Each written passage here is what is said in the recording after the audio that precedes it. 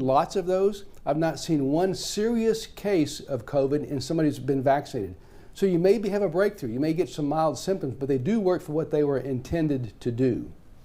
Can you address the surge of Omicron cases that we're seeing right now in North Texas and maybe offer our viewers a little bit of context on the numbers compared to what we saw with Delta? We're seeing much higher numbers, but what's it looking like in the hospitals?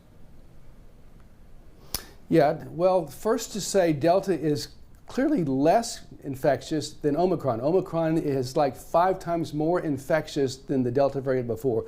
So we're seeing lots of more cases. Now, as the cases increase, you'll see more subsets of those that have to be hospitalized. So as this surge continues, we're going to see more and more people required to be hospitalized. But the majority of folks with Omicron have mild illnesses, thank goodness, unless you've got some immunodeficiency or you're very old and frail. So for most of us, it's not that bad, but we also want to try to stop the spread of this. As long as they keep spreading, we're going to keep dealing with this variant, and then the next one may even be worse.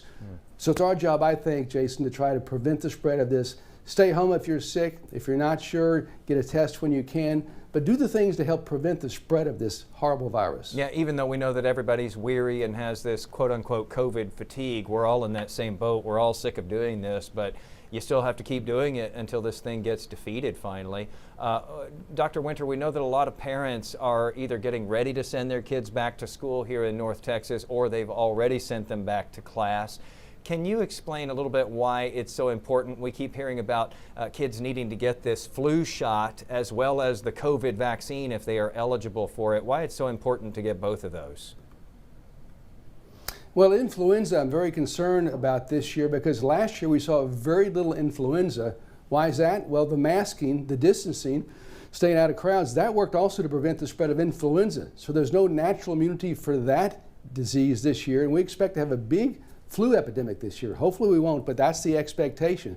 So flu and Omicron together, put those together, you got sick folks, and you got a lot of sick folks who are going to overwhelm our hospital systems.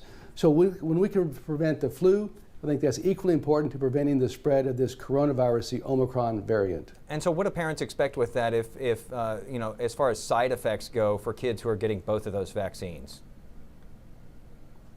Well, you can get them both at the same time. I mean, a little bit of a sore arm is about all we see, sometimes some fatigue for a day or two at the very most. No, most people and most children tolerate the vaccines very well.